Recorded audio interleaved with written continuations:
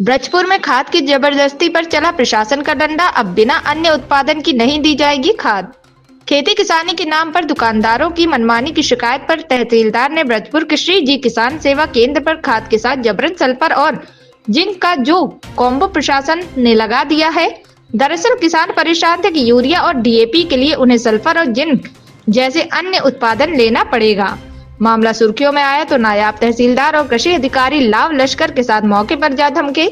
दुकानदार ने सफाई दी कि पीछे से ही माल जुगाड़ में आया है, हाथ पैर जोड़कर किसने की समस्या देखते हुए लेकिन अधिकारियों ने दो टूक कह दिया। धंधा अपनी जगह पर, नियम सबसे ऊपर। अब फैसला हो चुका है, खाद सिर्फ सरकारी रेट पर मिलेगी, एक्स्ट्रा लेना पड़ेगा। ये किसान की मजबूरी होगी। दुकानदार की मजबूरी बिक्री भी अब सिर्फ आधार कार्ड पर होगी ताकि हेराफेरी की गुंजाइश न रहे। ये जानकारी आज सोमवार 5 जनवरी को शाम 6 बजे मिली। गड़बड़ी की इतनी शिकायतें कई दिन से लगातार आ रही हैं, तो इसमें कैसा क्या आज आपने निरीक्षण में किया? यहाँ कुछ किसानों द्वारा शिकायत की गई थी, खाद जो है रेट से ज्यादा दाम लेके बेचा जा रहा है। आज यहाँ आके जांच की गई।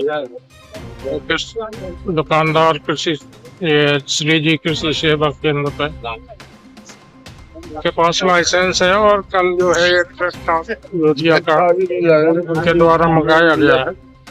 तो सर, ये आज आपने दुकानों का निरीक्षण किया, तो इसमें क्या पाया और क्या निर्णय हुआ है? निर्णय यही है कि शासन द्वारा जो निर्धारित रेट है उसी पे खाद बेची जाएगी और प्रशासन से प्रतिनिधि यहाँ पे व्यापार की खाद करता।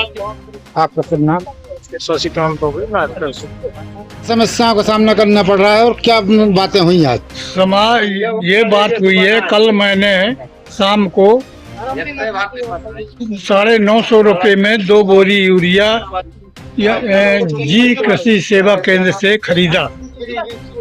इस तरह से ये काला बाजारी का मामला है। आज दिनांक 5 तारीख को तहसीलदार साहब आए। तहसीलदार साहब ने जो भी चर्चाएं उनकी आपस में हुई हो वो मुझे मालूम नहीं, पर जो मेरे सामने चर्चा हुई है उस चर्चा में ये कहा गया कि आप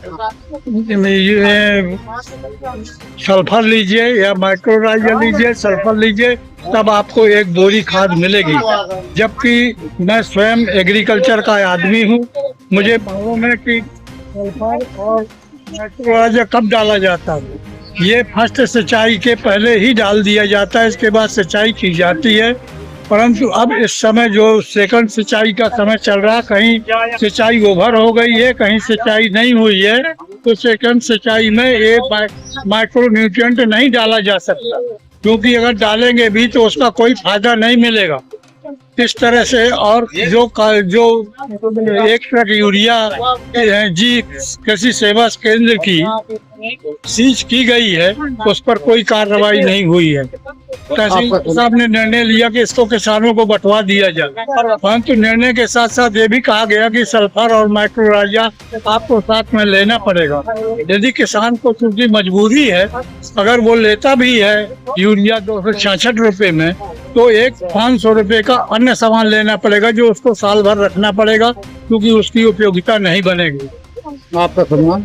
Aditya Narayan Mishra, additional director agriculture.